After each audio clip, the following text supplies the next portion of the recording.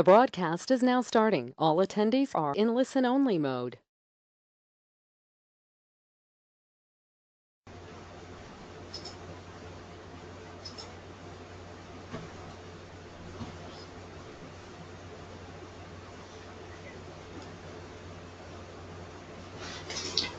Just a quick sound check. Eric, can you hear me?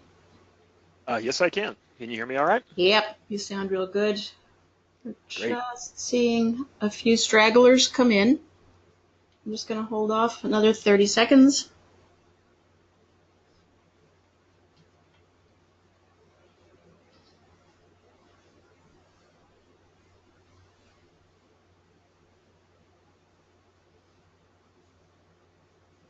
And if you're attending our webinar, you should see the screen with Eric's smiling face and with a little bit of information about him. And you won't know if you can't hear me, but we just did a sound check so that we can hear each other, and we're about to begin our presentation for you. I'd like to welcome everybody to our webinar today on 3D embroidery. My name is Alice Wolf. I'm the Manager of Education and Publications for Madeira, USA. We are very, very pleased and excited to have Erich Campbell with us today. A lot of you already, I'm sure, already know Erich based on all of the writing and the blogging and that he does, his use of social media, seminars that he does at several different trade shows, webinars that he's done, some of them with us in the past, and previous ones that he's worked on with us are on our website. We are working on this, Erich has worked with us on other webinars, and he brings a high level of expertise delivered with enough of a sense of humor to leave embroiderers richer for the experience and either confident that they are up for trying something new or able to apply his suggestions in order to perfect their craft. I just want to let everybody know, please type in your questions as we go along. We'll try to answer as many questions in real time as possible. Erich has very graciously agreed to answer any remaining questions that don't get answered today in this hour, and we will be sending out an email with those answers and questions to everyone after. We are recording the webinar, and it will be available to you all to watch at your discretion after we're finished recording it. We will have a printable version of the PowerPoint slides, and at the end of the webinar, we'll be offering you a special from Madeira, Madeira USA and from Erich to thank you for the time that you spent with us today. There are handouts available as well, along with some product handouts. Erich has very graciously created a kind of a 4-page handout that is meant to be a companion piece to the PowerPoint slides that we've worked on and that you can download as well. So at this point, Erich, I'd like to welcome you from all of us at Madeira USA, and I'd like to turn the webinar over to you now. Thank you very much for having me here, and always happy to work with Madeira, especially because you guys are so committed to educating the embroidery industry. All right, so hopefully you guys are all well acquainted with me now, and Alice has given me a great introduction. Hopefully I can live up to that for you folks. But for today, what we're really going to be talking about is 3D foam embroidery, very specifically 3D foam. I know 3D embroidery, some people may mean other things by that. You may have pieced together or free-floating embroidery, but this is about 3D foam. So if you have questions or trouble with 3D foam, this is what we're going to address. This is really about the theory behind how to digitize and execute for 3D foam, and I'll be giving you my take on how that's done. But first, let's start with these keys to success for 3D embroidery. The first thing is you should accept that there are many ways to accomplish 3D foam embroidery. Why do I say this? Well, here's an old saw that you've heard me say if you've ever asked me personally a question on the trade show floor about 3D foam. If you ask 3 digitizers how to do it, you'll get 5 answers and they're all right. And what that really means is that there are multiple ways to accomplish 3D foam embroidery. There's things that I'm going to say today that you may not agree with, or that you've had a file that runs okay that does differently than what I do. But that's okay. There are many ways to make this happen. This isn't the only way, but I'm going to give you the way that I tend to do 3D foam, and I'll explain why I do it the way I do it as we go so that you have an idea, at least the theory behind my technique. So accept that there are many ways to do this, and try and learn a little bit from the one I gave you, and hopefully it'll help your technique develop. Success in 3D foam is based on many different parts. And what I mean by that is it's not just the digitizing. I'm going to talk pretty heavily about the digitizing today because it's the thing that I did the most and the thing that I am most interested in, where my expertise lies. However, success is not just based on digitizing. Though it is a big influence in it, it also has to do with materials and the execution and the finishing, and you can't really take any of those things out of the equation. So really, this is about a holistic approach. What do I mean by holistic? It means you have to take the whole thing into account when you're looking at it. It cannot just be about one element. And I know I've said this before, I'm going to say it 3 or 4 times the same way. It's because anything can throw the embroidery off. Even if your digitizing technique is great, if you use foam that doesn't tear away cleanly, or maybe it doesn't hold up in the way that you like it, maybe you use the wrong kind of foam for the look that you're trying to get, and you'll have a result that you're not as happy with. So you have to use the correct foam. If you use a technique, or maybe you don't do the finishing in the way that you should, or don't do any finishing at all after you've stitched out, and maybe you won't have as clean a result as you're expecting. So all of these parts have to be taken into account, and none of them can be left out if you want a clean, retail-styled look in your 3D foam. And so once again, good digitizing. Why do I stress this? Is because honestly, 3D foam must be catered to. Some people will go ahead and just say, well, the primary difference is density, and it is. The primary difference between 3D foam designs and designs for flat embroidery is density. That's the first thing you're going to look at, and especially we're talking about satin stitches. We'll talk about stitch types later, but density is the first thing you change. However, there are things to be done with angles, with underlay, and with stitch types that are important and critical to 3D foam, so you need to digitize specifically for the medium. You can't just take a design and convert it into a 3D foam design without considering all of these elements, or you won't get the result that you want. Eric, I'm going to interrupt you for just a second or two. Sure. A question came in asking if people that are attending the webinar should be sitting near their machines. I'm going to take the liberty of answering that question and point out, as we did in our invitation, that this isn't a beginner course in how to embroider, but rather wanting to keep everybody up on this very trending method of embroidery. And so, no, you don't need to be near your machine, because Eric is talking about how to go about it, and it's not a first do this and then do that type of thing. So just listen certainly. and enjoy. I'll go ahead and clarify for the digitizing side of this. This is going to be software agnostic. Any software you have can be used for this. I can certainly later talk about what software I use if you want to contact me privately, but I'm not here to advertise software or advertise anything in particular. I'm just going to talk about the theory behind it. There will be some numbers, like we'll talk about densities, we'll talk about stitch angles, but these are methods you can use yourself with whatever software you have. You're not going to have to digitize on the fly. And in fact, if you download the PDF that I prepared for you guys, that's going to have all the numbers in it. Don't feel weird about writing things down or taking a lot of notes, because most of what I say will be in that PDF. If not, there's some articles I've recently released about this that I can share with folks as well, that might have a little more detail, some of these pictures reproduced as well.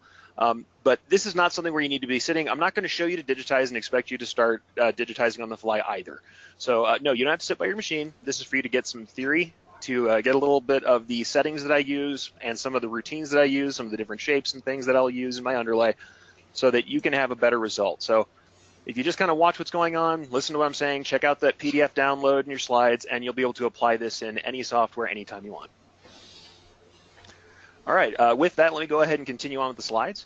But yeah, please ask questions. Happy to stop and happy to address those. But yeah, we'll go ahead on the second slide here, and we'll just kind of continue on talking about this holistic approach. This is a little bit about the execution side. We're going to get to the digitizing here shortly, though, for those folks who are tuning in just for that.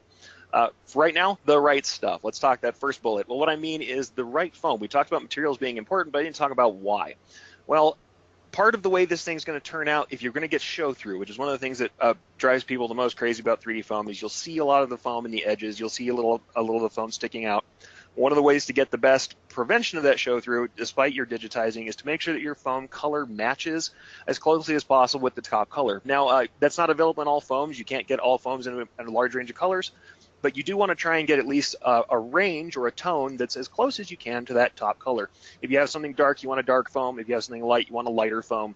And if there's a medium tone in between, that's great too. That may be enough for you. But if you can match closer to the top color in the kind of foam that you like to use, that is going to help you a show through. Also, there are multiple kinds of foam, and you can have a softer foam or a higher density foam. Personally, I talk a lot about the higher density foams because I do prefer them. They tend to tear away a little more cleanly, I find, and I think you get a more square edge, a little bit more edge on the crown. And when I'm saying crown, what I mean is the amount of a satin stitch, we'll talk about that again later, that sticks up above the garment. When I talk about the crown on any 3D embroidery, that's what I'm talking about, is how high does that stick up, and what kind of edge quality do we have on that? With a higher density foam, you're going to get more of that square edge quality, and it'll stay up a little higher. It'll resist compression a little bit more.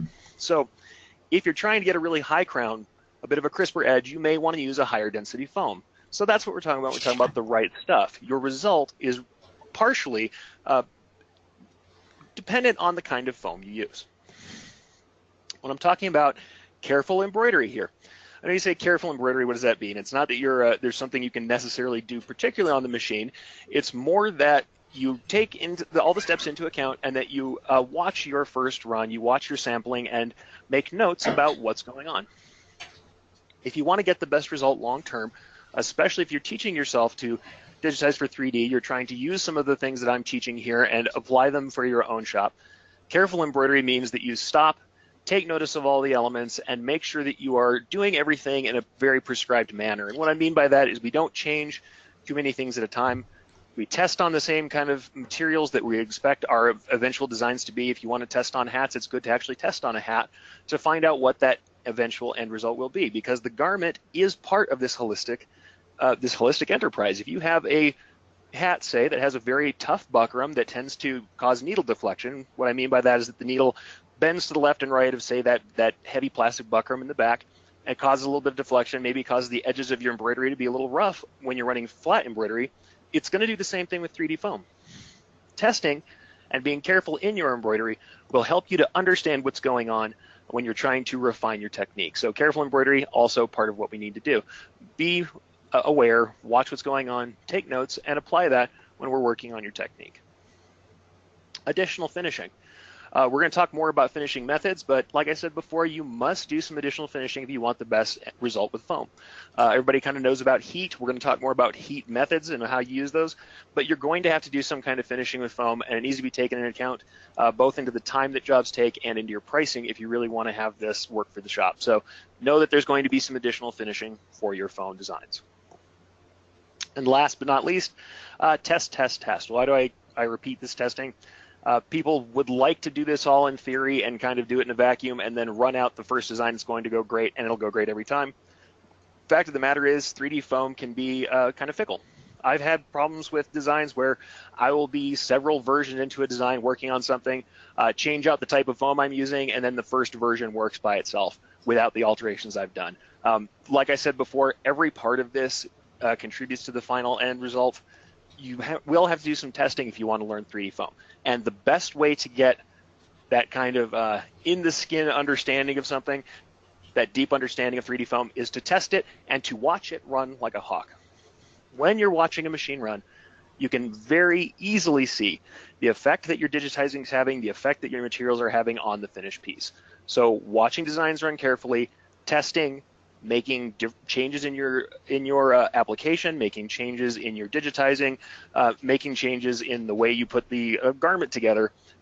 These things then tested again will give you the results you want, and it's all about being careful, taking notes, testing, and then applying that later. So honestly, as someone who taught themselves their initial run of embroidery pretty much entirely on my own after being an operator, that digitizing was all learned by doing diligent testing and taking notes. And with 3D foam, it's doubly important because it can be slightly fickle. Eric, another question that just came in. You mentioned earlier that that 3D embroidery is immune to whatever software system you use. You can pretty much attempt it with any.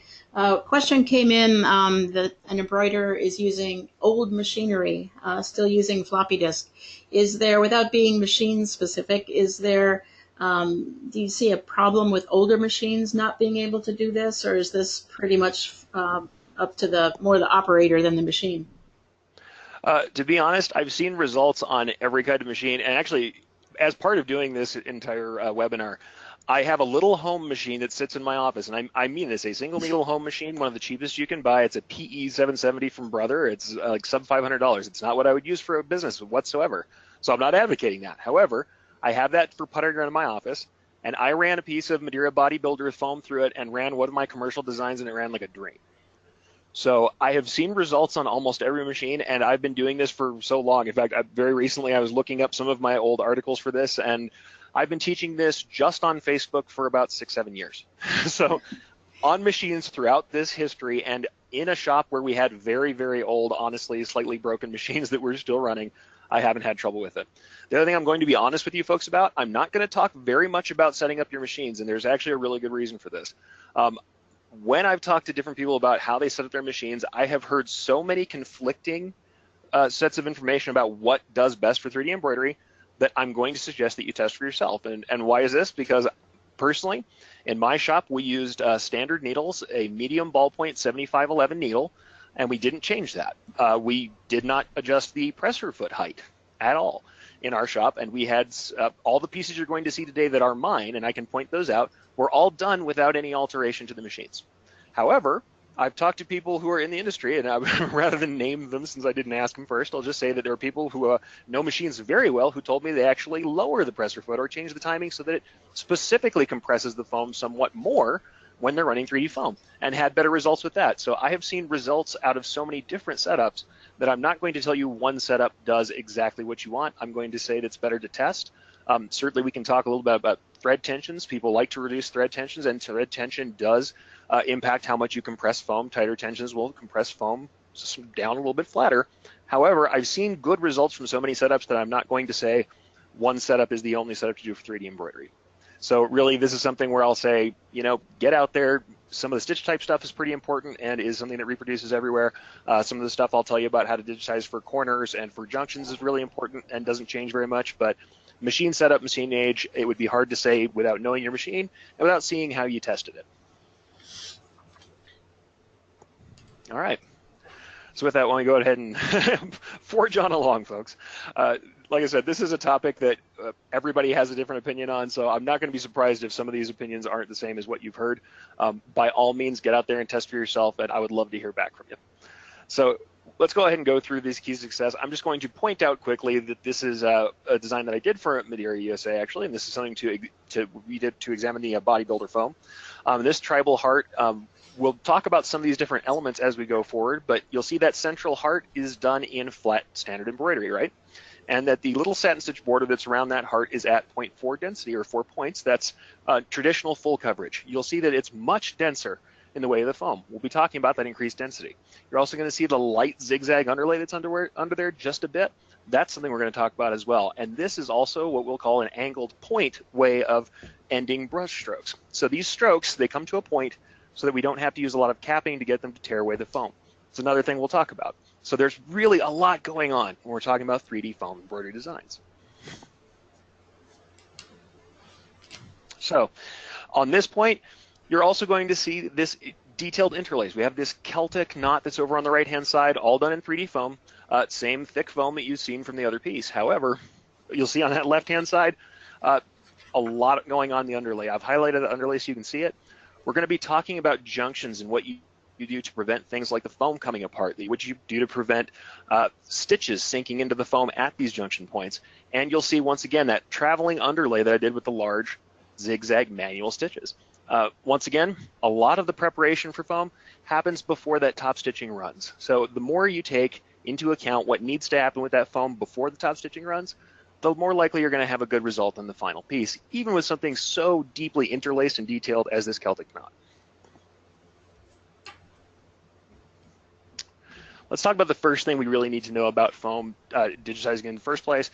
It's about stitch type. Can you use fill stitches for 3D foam? Absolutely you can. The thing about fill stitches is though they will run on 3D foam, they tend to drive down the height of the foam somewhat. This is partially because we've got shorter stitches generally, and even then we have the offset stitches, so we don't really let that foam breathe. It gets compressed quite a bit, and honestly, it can cause a little bit of roughness in the fill stitch. So what you'll often see is some texture in the fill stitch that you may or may not like. So can you do fill stitch with it? Yes, you can. However, if you see this example on the left-hand side, that red fill and the black border were all run on the same foam at the same time. This is how much difference there is between the two heights without changing anything except for the stitch type.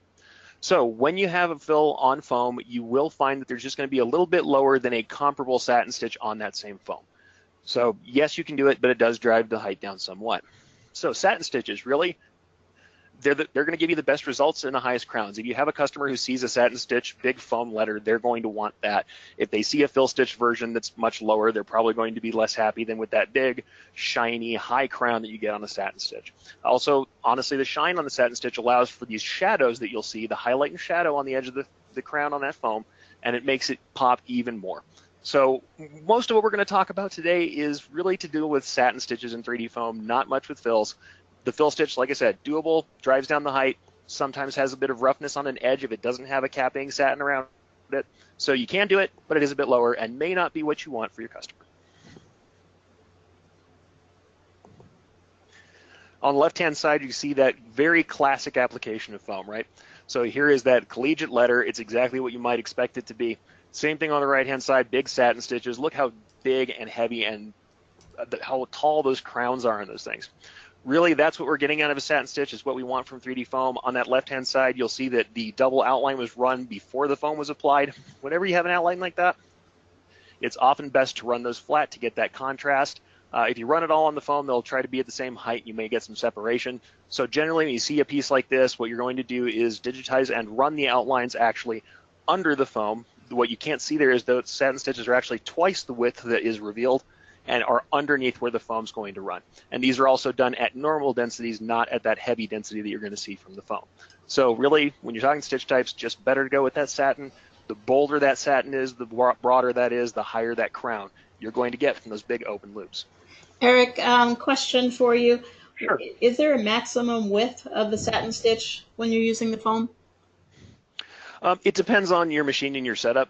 I like to keep those things under, about 12 mils, but that's because if you get up to 12 millimeters, your machine is going to do a double hook cycle. If you've ever been running a machine, and I know I'm going to do this like onomatopoetically, you'll hear me making sounds, but you hear a machine and suddenly it does this cha-chunk, cha-chunk, cha-chunk, and you know exactly what I'm talking about if you're an embroiderer. What that is you've gotten over a stitch length of about 12 millimeters. That chunking sound is it having to rotate that hook twice before it drops that stitch. Now you can adjust these things, but because, like I said, in my shop we didn't adjust anything out of the standard. I usually tried to keep them under that. I usually go 10 mils. I have seen much wider on caps. I just don't particularly like it, and I think that especially on the machines I was running, it made things a little less tight, a little less predictable. So yeah, you can go wide, but I try and keep them under, like a centimeter wide is good, under 12. And that's what I usually do. But once again, your mileage may vary. You can try larger, but you will see that as you get up to that level, depending on how your machine's set, you'll get those long, chunky, slow stitches. Also increases machine time and should increase price. All right, so let's go ahead and move on to our next slide, and we'll talk about density. I'm going to be talking about 40 weight thread with the numbers that I'm giving you here. Once again, these will be in the handout, so don't panic if you miss any of these. You can check these out later and get these numbers for yourself. However, what we're looking for is approximately double density, right? So for 40 weight thread, we're going to set the density between about 0.17 millimeters and 0.25 millimeters. That's 1.7 points to 2.5 points. As we know, we've got 4 points of spacing, or 0.4 millimeters on a standard fully filled flat design. Well, 0.2 is about twice that, or 2 points. So we want twice that density. What varies in that? Partially color contrast. If you have a highly contrasting color, you are forced for some reason to have a contrasting color foam. From the top stitching, you're probably going to need a little more density to get the coverage you want out of it, because that foam will show through, particularly at the corners and edges and points. So consider the color contrast between the thread and the foam when you're setting your density. You do want to use less density if you can, and everybody will say, okay, why would you use less density? Well, if you use too much density, sometimes you'll get a stacking effect. The thread will be trying to stack on top of itself because it really is quite dense, and you'll see a little roughness on the top of your foam crown. So truthfully, I can vary even a little bit outside of this range. This is a good starting range that's likely to give you coverage no matter what you do. There's also stitch shortening to think about. We're going to talk a little bit more about this when we talk about stitch angles, but when you get into tight corners or when you're turning around a round object like an O, or see the corner at the top of an F or any sort of square, you're going to have the inside of that curve is always denser than the outside of the curve. You may want to consider using stitch shortening to keep you from getting that stacking effect in the inner corner. The problem being that when you do that, you will get a little bit of texture in your satin stitch across the foam because of the stitch penetrations that are shorter than the outmost extreme. So stitch shortening is something you can consider if you don't mind the texture, or especially if you're on darker colors won't show those shadows as much. If you're doing a black satin stitch, you may not even see them very much. If you're doing a full-on white satin stitch in that same corner, those shadows may be distracting to the look of the foam. So stitch shortening is something to consider on those inner edges of satin stitches. All right, and we can see on this left-hand side, we've got one of those corners I was talking about, and because we want, and I'll talk about this more in stitch angles, we want our stitch angle to be perpendicular to the edge of our column, and the reason we want that, we have the shortest distance between the two sides of the column that keeps our stitches tight. It keeps them from loosening up in the foam. It makes things look a little smoother. However, as you can see on this corner, we've gone into the corner pretty sharply. There's no gradual move into that angle. And as we've done that, you can see incredibly high densities on the inner curve. Now this particular piece, I elected to go ahead and use stitch shortening, and you can see how there's just this little bit of a lighter area in that inner corner.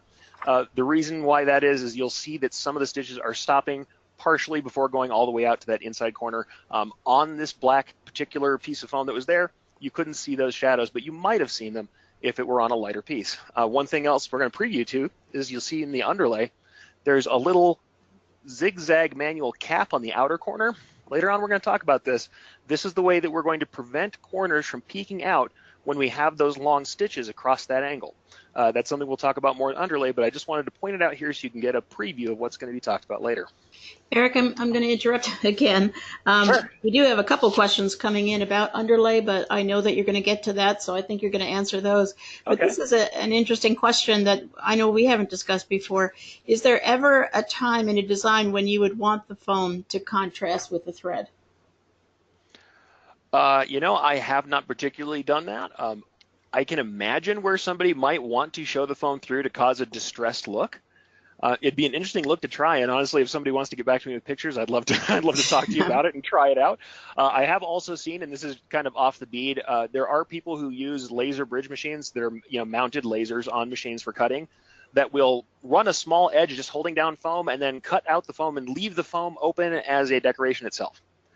Totally different thing than what we're doing here. Very cool looking. I wish I actually had a sample to show you guys right now.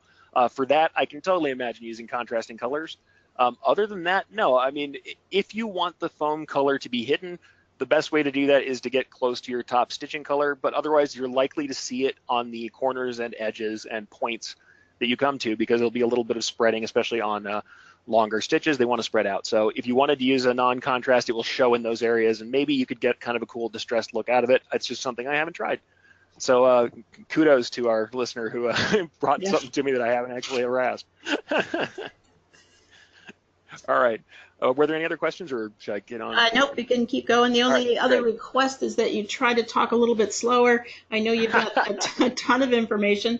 I should have mentioned that if we run over the hour a little bit, in our practice session we did, but only by 5 or 10 minutes. So I know that Eric has tons and tons of information to share, but I know that because of that, it's helpful if you can slow your roll just a little bit.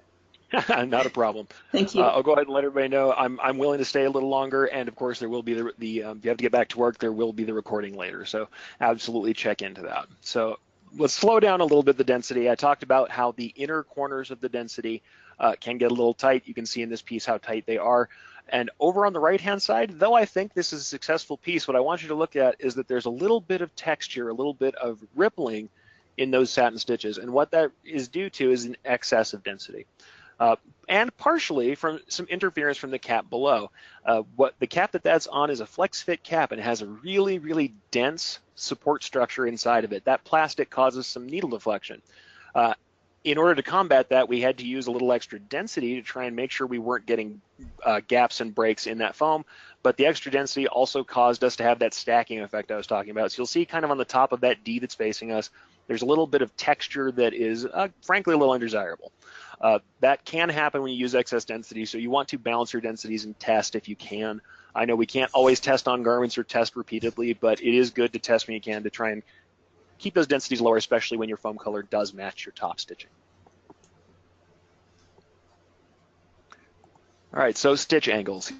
Here's why stitch angles are important. On this left-hand side, I'm going to display exactly how much difference you can get from that inner corner to the outer corner, especially if you're not being particularly careful with how you set your angles. You have to balance the stitch angle with the inner edge density. We do want that perpendicular stitch path. We want our stitch angle to take the shortest path across the column as we can. Like I said, keeps the stitches looking tight. They won't lay over at an oblique angle and get loose or have texture. However, trying to keep them perpendicular when you have a much smaller inner gap than an outer curve means you're going to have a lot higher density on the inside edge. So we have to use gentler transitions to try and stop that from happening in the corners. As you can see here, this person, I was trying to help out with a design that was breaking thread on the inner edge of this particular letter. Out at the outside edge, they've measured their density. It is correct. It is 0.2 density. It's 2 points. So it's exactly what we want to get our coverage. However, as you see, in the lighter section on the inner side, we're already at double that density on the inner edge. And in that highest density point, we're at 0.04. That's an incredibly high density there. What we're having is the needle was coming back and cutting previous stitches. It's trying to fall into the same penetrations that it's already made. It's incredibly high. It will bind up the machine. It will cause innumerable problems when you're running. So when you have stitch angles like this, you have to loosen them up somewhat, and it does mean taking a longer path along the column than you might want to, ideally. So we have to use gentler transitions and get a careful balance between those angles and the density. You may have to use a slightly lower density in general. You may have to go toward the outer edge of that coverage that you want, especially if you have foam that matches. And you want to move those angle points on the inside a little further apart so that you have a gentler transition into any angle. As you can see here, there is a really sharp transition from that point where it was at 0.1 density to where it was at 0.04. The stitch angles were set so that the inner points were just right together on the inclination lines. You really don't want that. If you can avoid it, it will cause thread breaks. It will cause problems because you're already working at such a high density. So despite the fact that we want that perpendicular stitch angle, you do need to balance that with a gentler transition to get away from having that extra density on the inside edge. Now, you could certainly use, once again, stitch shortening to try and avoid some of this, but it will have texture, and on a piece that's in white thread, you'll definitely see that texture on the inner edge. Eric, a question about tension that I guess would fit in here as well as any place else. In previous webinars, our embroiderer, Nancy Minnie, has taught that when you look at the underside of an embroidery, if the tension is correct, you should see 1/3 top, then 1/3 bobbin thread, and then another third top thread. And the question is, does that rule still apply when you're doing 3D embroidery? Somewhat, but you want looser densities in general. Okay. So the balance can still be the same with the densities being looser overall. However, as I said previously in the shop that I ran, I did not adjust densities that much, or rather tensions. I didn't adjust the tensions that much. So frankly, though you can adjust tensions, you may get a slightly higher crown doing so. I did not do a lot of tension adjustment in my own shop when I was working that. Okay. That doesn't mean you cannot or that it doesn't have an effect. It's just that I found that the effect wasn't pronounced enough for me to do that for everything. If I were setting up a shop, let's say that you have dedicated machines that are running hats and 3D embroidery constantly, instead of like we were, where we would occasionally run 3D garments in between a lot of other normal runs, maybe you would adjust it more frequently than we did, or we would adjust right before we did a large production run of just 3D designs. But honestly, it was not a heavy adjustment. But yeah, the balance, you still want the balance to be similar, though I have found, just due to the fact that we're working on these very different tensions and we do have a lot of friction going on here, that you may see it be a little more erratic with foam than you do with flat embroidery. It doesn't mean anything's going particularly wrong, but I've seen that being a little bit different than you would have had it adjusted otherwise as far as the balance. Eric, for embroiderers who are not digitizers, Yes. question is, will they be able to run 3D embroidery on designs that they've got that without doing redigitizing? No. 3D embroidery, absolutely, you must be digitized for it. Now, don't get me wrong. If you throw 3D foam underneath a satin stitch and it's fairly dense, sometimes you can get something that looks okay. Usually, you're going to be far too loose on your densities. You're not going to get enough coverage. Your edges are going to look pretty poor. The best opportunity you have is to use 3D foam with digitized design specifically for 3D foam. The good thing you can do if you have a digitizer who is willing to work with you on these things, as long as your satin strokes are bold, it is possible to change the design, to edit it to make it more friendly for 3D foam, but really ideally you want your design to be digitized for 3D foam for the start. Okay, And even with stock designs, you will find stock design houses sometimes will have 3D foam designs as part of their stable designs. So I would look for it certainly before you try and use it on anything else. one last question, and then I won't Sure. interrupt for a while more. No worries. There was a question that came in from someone about which caps you would choose to embroider on. They mentioned a brand that they were having trouble with, and while I don't want to ask you to put down hat companies, I wondered if there are any cap companies that you have had particularly good luck with. I'll be honest and say that it depends on the style of hat individually as well within the brand. So rather than talk about the particular brand of hat, I will just say these are the things I look for. Okay, thank In a you. structured hat, even if the hat is structured and has a fairly strong structure in it, the buckram, that panel that is supporting the front of that cap, I want that to be a little bit pliable. And if I'm running regular designs on it, I'm having thread breaks where I see a lot of deflection, where I get, say, sawtoothing, I get roughness on the edge of my satin stitches because that buckram is pulling the needle back and forth. That's something I don't want to use, and I definitely don't want it for 3D embroidery because that's just additional difficulty. If you've got a cap that likes to break needles or break thread every time you run over the center seam, that probably has a little bit too stiff a buckram. I particularly think that we've got such a wide range of caps out there that ordering from some different brands will get you similar looking caps that may have a lighter feel to them. Once again, I don't want to particularly, like we said, we don't want to throw anybody under the bus or necessarily give you exactly the cap that's the best. But I would look for caps where that buckram is a little bit more pliable. You can bend it in your hands, and it doesn't cause you any trouble with your normal flat embroidery, and that's going to be the one you want to work with. Honestly, if you have to go down to tricks like steaming or mechanically manipulating the hat to get it to run because the seam is so stiff or because the buckram is causing you that deflection or needle problems, definitely don't then add to that the extra complication of double the density in 3D foam. So I know that's kind of a non-answer, but that is what I look for generally. And in fact, if you look at the piece, a lot of people say they really hate running on unstructured hats. That super heavy initial, that collegiate A that we showed earlier, that's on a fully unstructured hat. So you can do it on unstructured hats. The thing with that is just making sure it's very well stabilized. I used a nice heavy tearaway with that, and I was on a 270-degree frame, and I made sure that the tearaway went from post to post, from one back post to the far back post. So I had a nice cylinder of backing there, a nice cylinder stabilizer that held that hat together. So if you stabilize correctly, you'll be able to run even unstructured hats with 3D foam. So is that all the questions for this particular section? Actually, there is one more on stitch angles. Right. When you thin out Sure. the inner angle, the outer angle can get too open frequently. Is there any advice for that? Actually, in what I'm talking about, you can leave the outer angle alone. I'm not talking about just opening up everything. The outer angle is alone. You're just trying to move the points on the inner angle further apart. It just means that you make the transition over a longer length across the entire satin stitch. So instead of starting very close to the corner, you want to start further out, transitioning from one angle to the corner angle.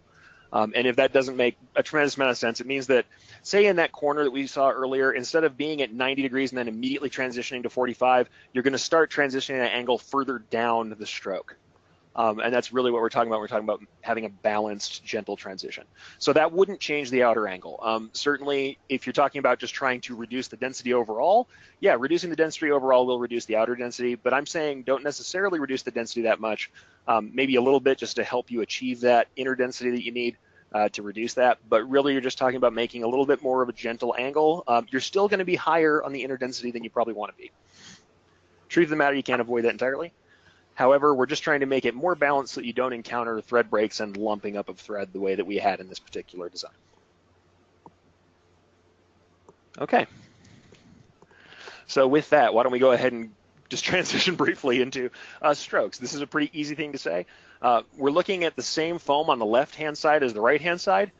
Bold, thicker strokes are going to give you a higher crown than a thinner stroke if you don't make any other adjustments.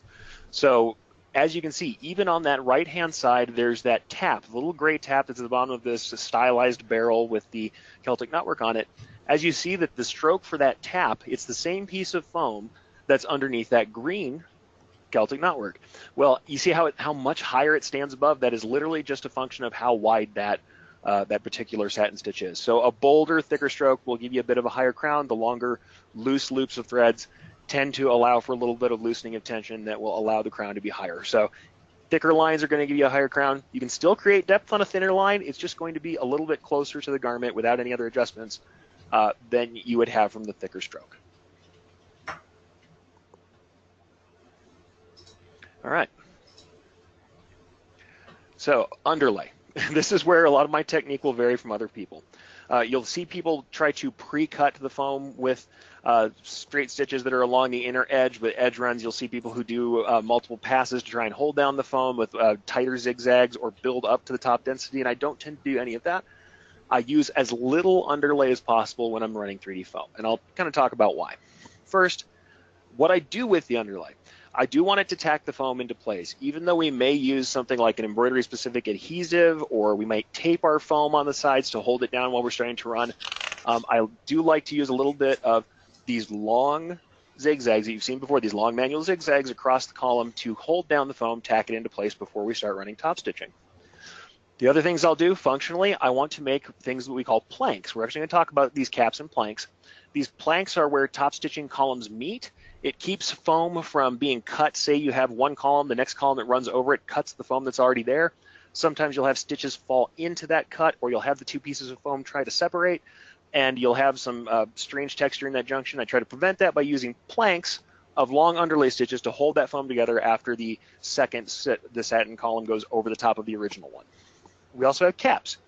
In the underlay run, before the top stitching runs, we'll have caps to cover the open ends and something that's not mentioned here, points to perforate little points at the ends of pointed strokes.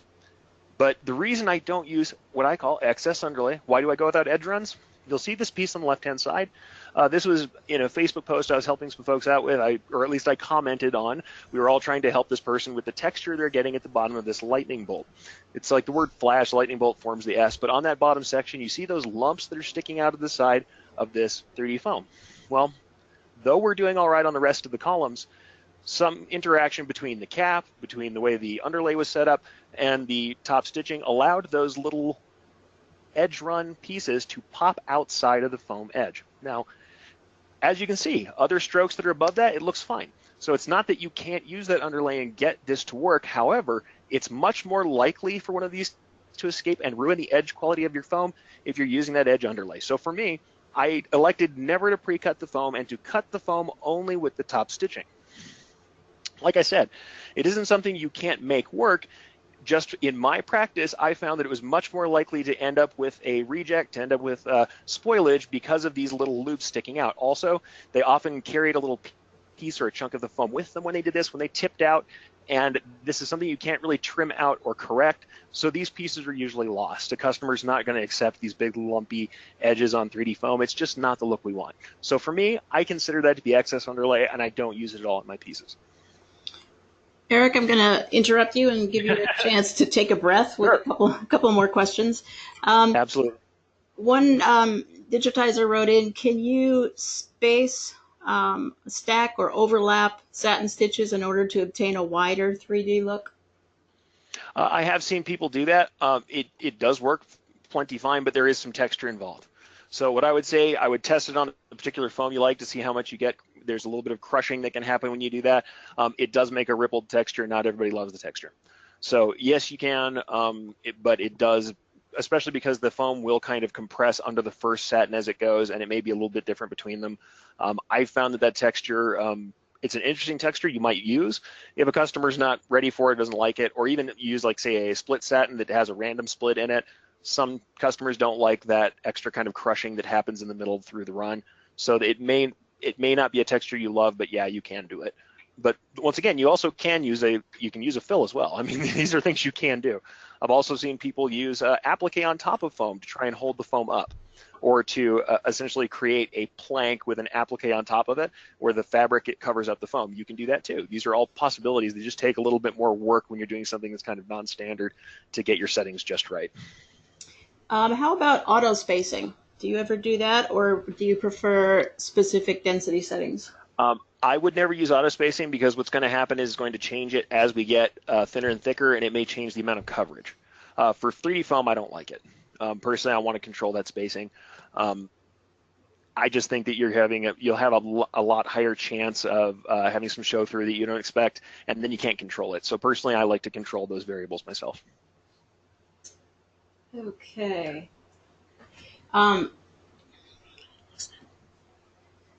Okay, we'll let you move on. All right. I know we have a lot of questions, folks. I promise that I'll answer as many as I can. So let's talk a little bit about the underlay one more time here. This is just a little bit of illustration from the points that we talked about earlier. On the right-hand side, you have the cap and plank, and these are the kind of basic units I talk about when I'm talking about the functional part of the underlay. That cap is to cap any of the open ends of satin stitches. As you see, it's ragged on the inside so that it does not perforate on the inside. Not everybody does that. We'll talk about why later.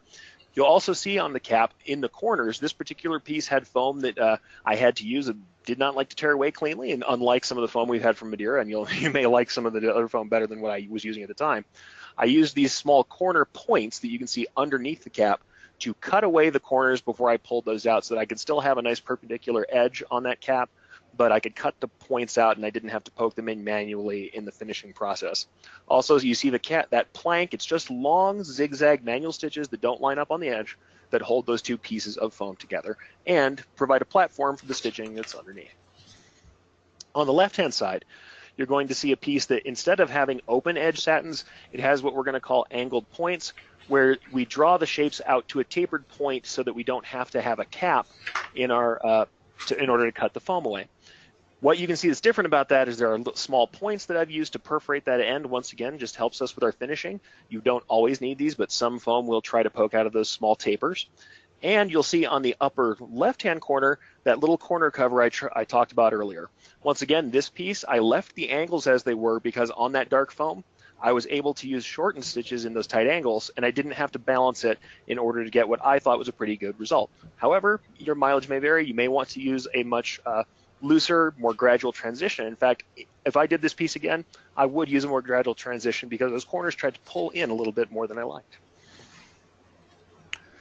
So let's go on forward to the next slide. We've got our end caps. So why do we need end caps? We have to cut away the foam from the edges of any of these open satin stitches.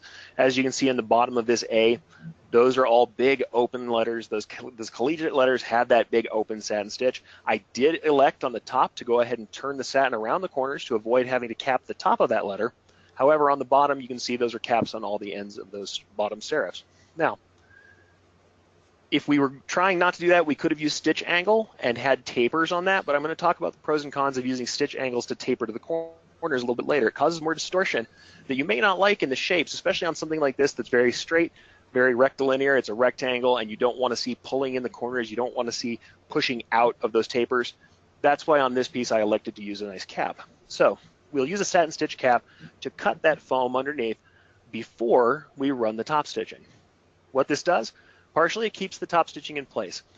If you have an end cap and you allow for the push compensation, the next bullet point that's there, you have to have that end cap out a little bit further than the actual end of the satin stitch. Why is this? Well, we're going to stack our density up on those, you see those serifs down there, and it's going to push out to the outer edges, just like any satin stitch does. That satin stitch will get longer than it is on screen. We can have up to 0.5 millimeter of exposure of that cap, but when you actually run the design, you'll see that that cap covers right to the edge. So what we're trying to do is keep the top stitching in place. We want that end cap to stick out further than the top stitching satin so that it has a place for those satin stitches to ride. You'll see that if you don't adjust for that, If you don't allow those end caps to stick out a little further, the satin stitches will go over that edge and you'll have a waterfall effect. They'll just start to fall over and you have loose loops that are hanging out of the end of your satin stitch stroke. You don't want that. So to avoid for that, you want to make sure that your end cap sticks out on screen further than it needs to, further than it looks like it needs to on the finished piece. The other thing we're going to avoid is what I call tip out. The reason why I have a ragged edge on the inner edge of my satin stitch end caps is to keep that piece from perforating on the inside edge. If you see somebody show you how to do 3D foam and they use a standard satin stitch, what they sometimes do, especially if they don't make that end cap wide enough, they'll have tearing away on the inside edge of the foam, and that little satin stitch cap can tip out. It can actually rotate a little bit. The foam will come separate, and the end cap will poke out of the column, and some of the top stitching will fall in behind that end cap. That's what I call tip out. The way I avoid that is to keep that ragged edge on the inside of the end cap so that you don't get a clean perforated line. Now this is the other way that we can avoid these large open ends, and this is called angled points, or at least I've called this angled points. A lot of these things you're going to find different digitizers call them different things, but all this is tapering each satin stitch element from one corner to another so that you end on these small stitches and that every edge has perforation along that edge so that you can tear things away. Now, it does have pros and cons. The pro, you don't have to put elaborate caps in place. Now, I've decided on this particular piece to put in what I call points, and I've told you earlier, these little arrowhead shapes. It's so that I can drop just a couple of stitches in that corner to make it easier to tear away so that I don't have as much finishing to do on the final piece. However, on some of these strokes, you may not need these little points. This is me being very careful to keep my costs down in the finishing department. However, with really small stitches, sometimes you can just tear that foam away, and especially if you don't mind manually poking in little bits of foam when it occasionally happens, you may not have to use caps at all. However, the con can be that if we all understand push and pull compensation, the ends of these satin stitches are going to push toward those little end tapers, those flat ends, and it's going to pull toward the center of the column. As we know, the stitch is going to try and get shorter. So what does this mean for this particular piece? You may have the bottom left-hand corner that we see there get a little further into the center. You may see some distortion of the shape. And on something like, say, the square, those very rectangle serifs on the bottom of that collegiate letter, you may find that you end up with kind of a parallelogram. You'll have the top two of the corners will pull in, two of the corners will push out, and your angles will look a little funny. You can adjust for it, but it does mean you have to adjust for it when you're using the angled point method of closing off an element. The other thing you'll see here is another thing that I've done, the underlay. I've made these little manual zigzags over those long corners. You see in the upper right-hand corner and the bottom left-hand corner of the element on the left-hand side. What that is to avoid peek through or poke through. And what that is, when you run a piece like this and you have these long stitches that don't follow that short angle path, where the stitches are longest, they'll become a little loose. And where you have the foam coming to a sharp point as it becomes perforated by the outer shape, that sharp point wants to stick out. It wants to separate those threads that are above it and poke through, and they often do. And applying heat alone won't usually keep them down. However, if we use these little cover corners that I've showed you here, these little zigzags, sometimes you can compress that point down just a little bit, literally sew it down to the element, to the cap or to the garment, and then the satin stitches and the top stitching will ride over top of that little corner, those little zigzags, and keep from those corners poking out of the end product. The thing is that generally only happens when you're using this model. Anytime you have an angle where you get to that kind of 45, you have those really long stitches, it's not going across that short angle, it'll tend to be a little looser, and with the corners as we see here, they just want to pop through once they get free, once they get torn away from the rest of the body of the foam. So that's another thing that kind of is a con for angled points, but I mean, overall, it's kind of an easier way to digitize for foam. It's easier to get the foam torn away. However, it does mean you have to compensate for these other cons. So junction points. Let's talk briefly about junctions. When I'm talking about a junction, all I mean is any time where two of these satin stitch columns meet. Could be end to end, could be side to side. We do have to do something to keep the foam together, particularly if we want these satin stitches all to be at the same level and to stay as a cohesive unit. So part of what we're trying to avoid is tear out or separation. You'll find that sometimes, say at a T-junction, we've run the say the vertical arm of the T that's coming up, the vertical body of the T, that spine, when you go to run the top of the T, the top column will cut the bottom foam and separate that top piece from the bottom piece. And it means the stitches fall inside, then we have some separation. We may see foam through that joint where it pulls the bottom stitches apart. We want to avoid that. You want to maintain interlaces. As you saw in the Celtic knot example earlier, I wanted all of that foam to pretty much be at the same height, and I didn't want to see deep cuts where every one of those junctions happened. In order to try and keep that foam around the same height and keep the thread from falling in at every one of the junctions, I went ahead and used planks to maintain the interlace and keep those junctions together, keep the foam from pulling apart. You also have in-column junctions. What I mean by this is when you have a column stitch or a satin stitch column that ends in the center. What I mean is you start on one side and it fills to one point, goes out to the other end, fills back to some point in the middle of that stroke. You're going to have a small place that joins an in-column junction where those two ends of the satin stitches, essentially what you're making is two satin stitches, even though digitizing program had one element, those butt together. When you do that, you're going to have a little bit of overlap. However, pretty frequently, because the other satin stitches around it have compressed the foam, you will find that the last little bit of foam as you go to close those two things up is sticking up a little bit proud of the rest of the foam, and it wants to poke through that junction. In order to stop that junction, I will tend to put a small plank down in that area to keep it held down. So let's talk briefly about the M80 design you just looked at. I've highlighted on the left-hand side the underlay that was in that particular section. This is the right-hand leg of the M as it translates into the 8. And as you'll see, in the center there is a in-column junction. On that right-hand stroke, it starts filling from the bottom, goes up to the top, and then fills back down into that center point where you see the underlay.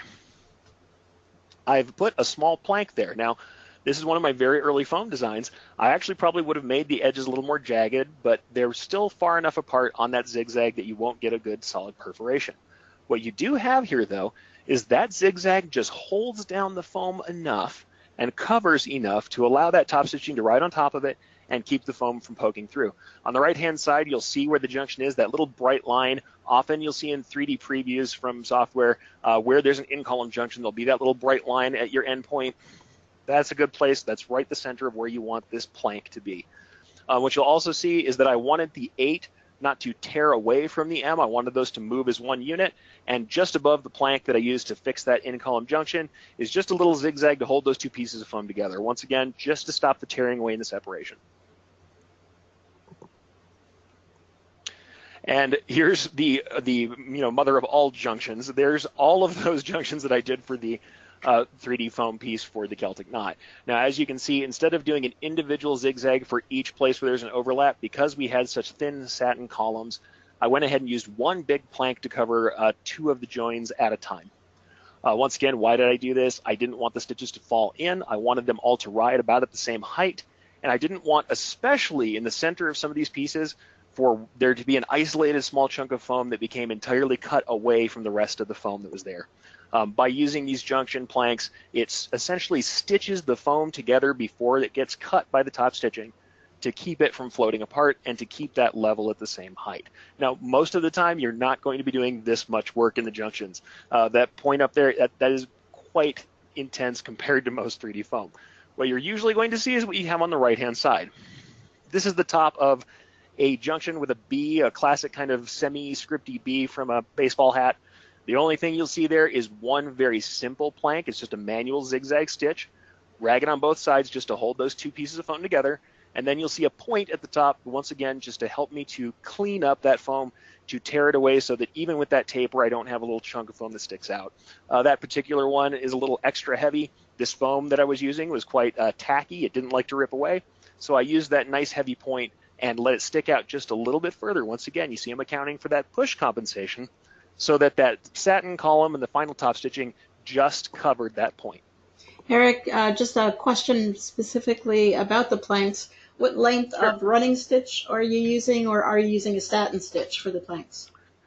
Neither. These are manual stitches, and I know that sounds a little scary that I'm doing them one at a time, but I'm trying to keep them quite long. I want them to be, 4 millimeters if I can. I want them to be long. 4 or more would be good. Sometimes I'll keep them under 4 on small pieces just because that keeps the machine running at the same speed. He doesn't slow down depending on machines that are set to slow down after a certain length. But I try and keep them pretty long as I can with them being comfortable, just because I want them to remain unbroken and not show through any of the top stitching.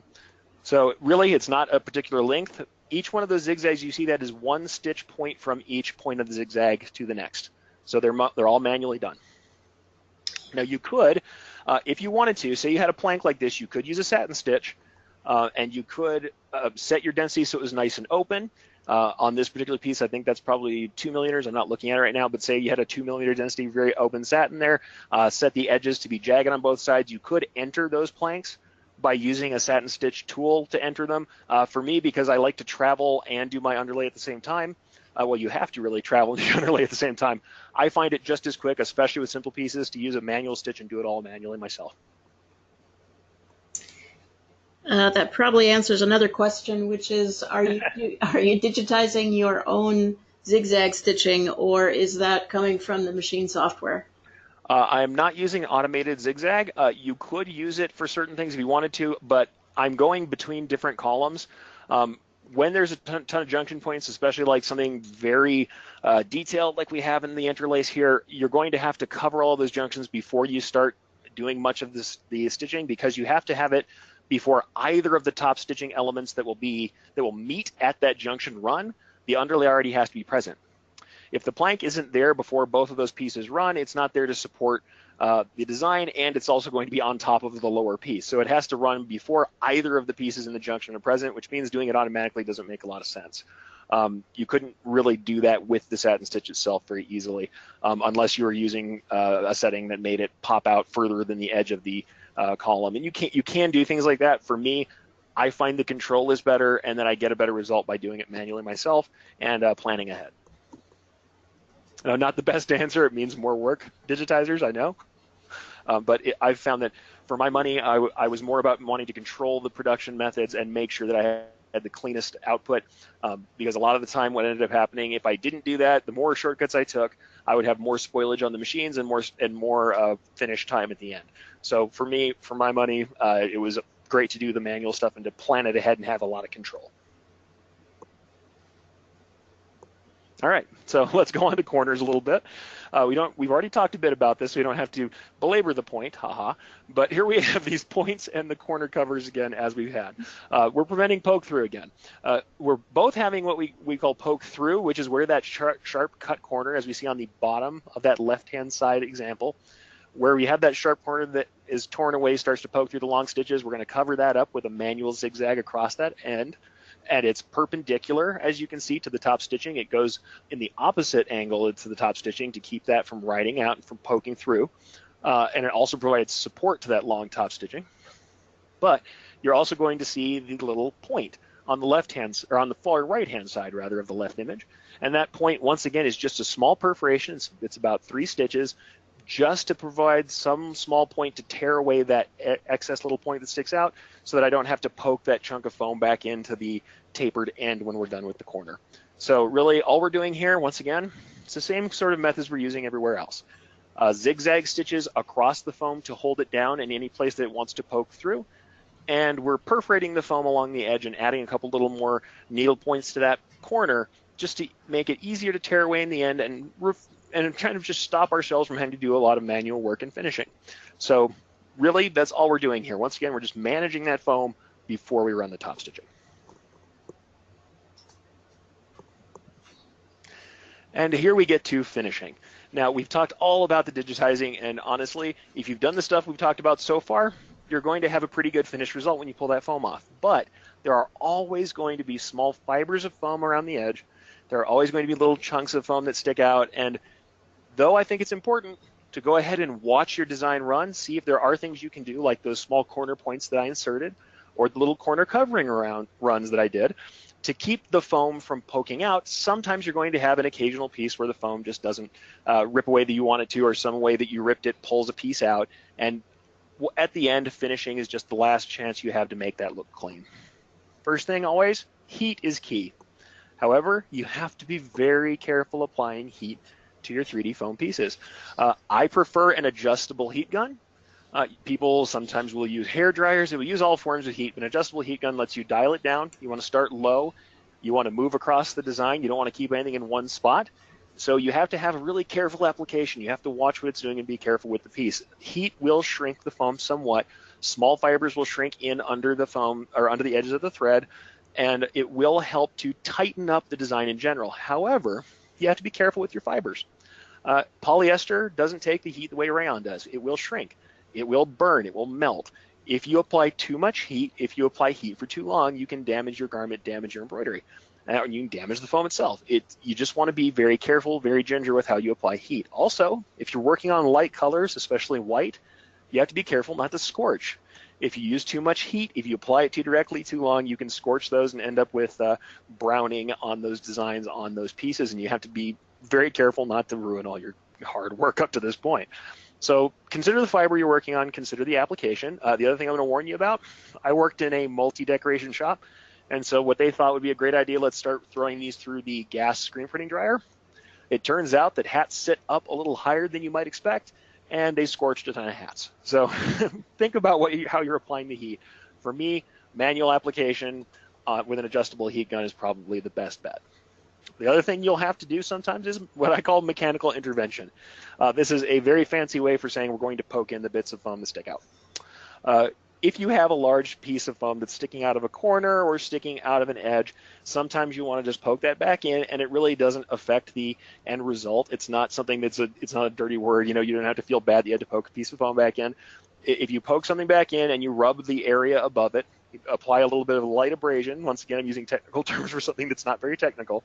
You can move those threads around and it'll sit on top of that foam and keep the piece in that's poking out.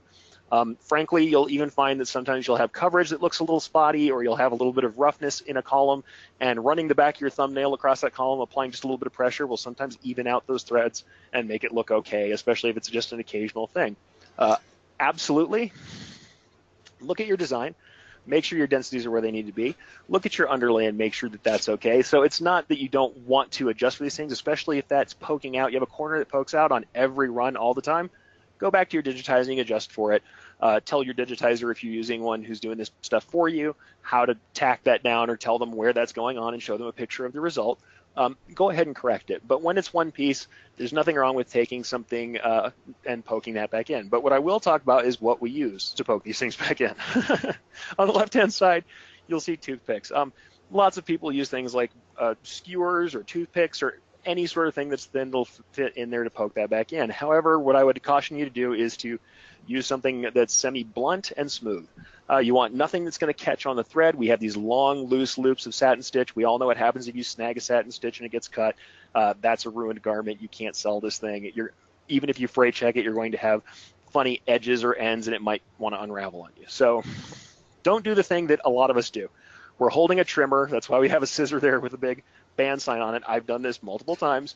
You're holding a trimmer to finish your design out. You see a little piece of foam sticking out. You take the blade and you poke the foam back in. It may happen, 99 times out of 100 you don't do it, but you can cut that top thread with the edge of that blade, especially if you have a nice sharp scissor like we're showing here. I just say don't risk it. Get yourself like a small gauge needle, anything that's smooth that you can poke that in with that's not going to cut the thread. So be careful with mechanical intervention. It's okay to go ahead and take a piece of backing or something and rub and push a little bit to get those satin stitches evened out. It's okay to poke a piece in, but just watch what you're using when you start working on that piece. You don't want to spend all that machine time to end up cutting the thread at the last second. Eric, a question I know you're going to want to answer quickly Yeah. is how far from the item would you hold the heat gun? This question is coming from an embroiderer who's been using a lighter to accomplish this. You know what? I've used a lighter many a time. I'm not going to curse you out for doing it. In fact, the colorful term I came up with for that was fire polishing. So you know that I've done this many times and I've explained myself. It sounds very professional. It sounds very professional, but it does often end up with burnt threads. With the heat gun, I'd hold it a few inches, like 4 to 7 inches away. I don't know that I have a great number for you, but don't put it in real close. Don't touch it to the garment. Hold it far away and move in. Honestly, your eyes will tell the tale. You'll see the little bits of foam start to shrink up as you get to the right distance, and you'll adjust it for yourself. Just don't choke up on it and have it right on top of it. Plus, your hand is probably inside of that hat. You may want to be careful about about that too. You're going to heat yourself up and get a hot finger. But certainly just hold it a few inches away from the foam and move it back and forth. That's the other thing too. Don't stay in one position too long. By the time it's too hot, you may not know it before it happens. Move it across the design. You'll see it shrink up and adjust accordingly. I've found that especially you get cheap heat guns, just because it says a temperature or it has an adjustment on it, that doesn't mean that one adjusts the same across the board. So you're going to have to do a little bit of testing. And honestly, once you're dialed in and you know how it works, it'll be worthwhile even if you toasted a couple of hats in the process. Well, good term. What are your thoughts on using 3D embroidery on polo shirts or sweatshirts? I've seen it used pretty successfully on sweatshirts. It just depends on what the customer is into. I don't love it on polo shirts sometimes because it can be heavy. You've got a lot of stitching there. You've got a lot of density. And if the material's light enough, it can tear. Sweatshirts are different because they just have more body to them. So you can do it on sweatshirts. I've seen it be pretty successful. I've seen it on dress shirts and everything else. What I find is, once again, because we've got these long loopy satins, you got to make sure that your customer is aware that if they snag this thing, it will try to unravel on them. And it may be rougher to wear it if you have it in any kind of location where it's going to see a lot of abrasion. If it's on the back of something and the person's going to be jumping in and out of trucks all day, it may not be a great idea for workwear.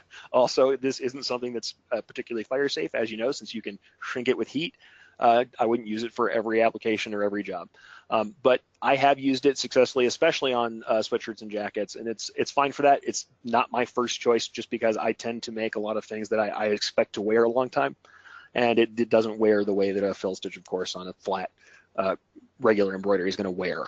So as long as your customer is aware of that and you are careful with that and washing instructions, stuff like that, if they throw this thing through mechanical laundry or industrial laundry, I wouldn't expect that to be a great thing. Then I think it's fine. But do be aware that if you're running on technical polos or light garments, 3D foam is heavy, and even when worn is going to affect the drape of the garment and the hand.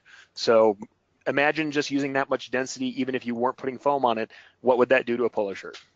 It's a lot of density. So think about that before you put it on something light. Heavier garments are better if you're going to do that. Thank you. No problem. All right, so pricing. I'm just going to talk about this briefly because honestly, everybody's pricing is going to differ a little bit, but these are just some kind of watchwords, some things to think about when you're deciding on the pricing for your 3D foam. First thing is that some people think the stitch count is enough to help with the pricing.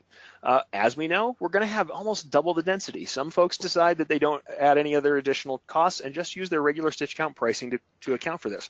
So you may find that you're happy with the pricing just based on a stitch count if you're already using a stitch count method for pricing your embroidery. But I would say it's worth it to consider your additional labor. There is additional runtime, and honestly, when you're working with these kind of densities and on garments that may be difficult, there may be extra thread breaks. There may be some other considerations about how long this takes in the course of the entire job, not just the ideal run for the design. So you're going to have a lot of machine time on these things, and you have finishing time, and the finishing time is extreme. We're talking about taking a design. I told you to take a heat gun and lightly brush that heat over the top of this design until it looks better, and occasionally have to poke a little piece of foam in. That's time that you need to pay for. That is that's somebody on the staff who has to do this stuff. So I think it's worthwhile to do a time study, even if you do it for yourself. You do a design for your own shop and run it and say, here's what the stitch counts were like. This is how much time it took to actually finish this job. Here's what it was per hat, and come up with a rubric that's going to let you know, okay, this is about how much time it's going to take per item or with a design of this size to do this finishing, to clean up the actual design and have it ready to package. The other thing is the cost of the foam. You've got extra materials cost, either just in the foam itself, or if you're using some embroidery specific adhesives, if you're using other things to get this finished. It's worthwhile to think of the foam cost as well if you're trying to come up with a really cohesive plan for pricing everything that goes into it. So think about your additional labor, do a little bit of a time study so you can see exactly what it's taking for your finishing staff or whoever's doing your final packaging to get this thing put together, and think about your cost of your foam. And you may just add a markup to your cost of foam the way you do with your markup for your garments. Usually people will do something like that and be pretty happy. But the thing to consider about this is value. If you manage to get a setup where you are doing good foam work, solid work, the 3D foam looks good, it's retail styled, everything's smooth, it runs cleanly, you have value that another shop that won't take on this difficult work doesn't have. This value is something you can price on. And I would say, don't just do this stuff. When you're looking at stitch count, you're looking at the additional labor, that's great. You should do that because you should know the base that you have to cover just to make this make sense, just to make a good profit. But you have to think that this is an additional value that another shop might not take on. If it's extra difficulty, if it's just being able to do this stuff, knowing about it, the education you've just put yourself through today, and all the testing you're gonna have to do to get this right, that's value. With that value that you can apply to your customer, you should be able to charge more. Think about the retail costs of hats like this, or of garments that use these specialty designs, that use the specialty applications, and apply that when you're doing your pricing. Price your 3D foam enough to make it make sense for you and to differentiate that value for your shop. Now this is just for fun because I wanted to share this. On the left-hand side of this piece, you're going to see something really cool. It's a sublimated foam embroidery. This is from a great guy, Buzzards Bay Embroidery, Tom Farr. Did these pieces on the left-hand side, and the same piece in white is what's on the left-hand side. He's used of course, a white polyester thread. If you know much about sublimation printing, you know you need to print on polyester materials. What you might not know is that you can take yourself some foam embroidery like this, use your cap heat press, and apply a sublimated all-over print to that thread. It's just something cool, and why do I show this here? It's not something technical I'm going to teach you about necessarily, but it's so I want you to think about these things that are outside of the box that provide extra value. For the time and cost of a sublimated pressing, we have an incredible amount of visual interest that we can now sell our customer. This is something that you should think about with any of these specialty applications. The real thing you're selling the customer is not a 3D foam hat. What you're selling them is the ability for their promotional piece to stick out more than that of the others that are around them. You're selling them brand identification. You're selling them marketing value. And you're also getting to do something really cool and fun. So think about the applications you can do with sublimated foam. Think about the applications you can do with foam in general, and all of that extra dimension that you can add. And on the right-hand side, we're going to go ahead and show that foam heart just one more time. And this is for a little bit of a squishy thing I'm going to tell you folks. I just want you guys to take it to heart that you can do something different and that you can expand it to do something that's beyond what you've been doing now. If you followed along with this, you can do 3D foam embroidery. It sounds very complicated, but in the end, that preparation, that learning, it really pays off, and you can do incredibly dimensional treatments that will just stun your customers.